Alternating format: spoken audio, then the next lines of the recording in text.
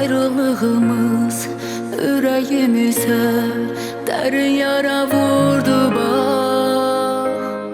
Məhəbbətimiz bizi unutup yarı yolda koydu bak.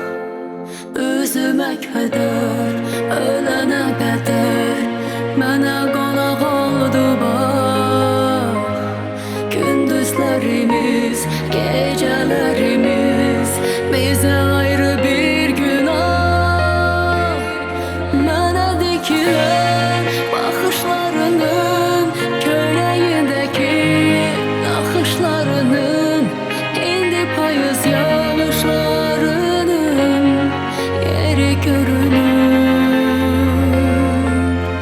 Sinədə yanan dəli ürəyin, ah soyuq küləyin, gözümə bax indi dəynəyin yeri görünür, yeri görünür.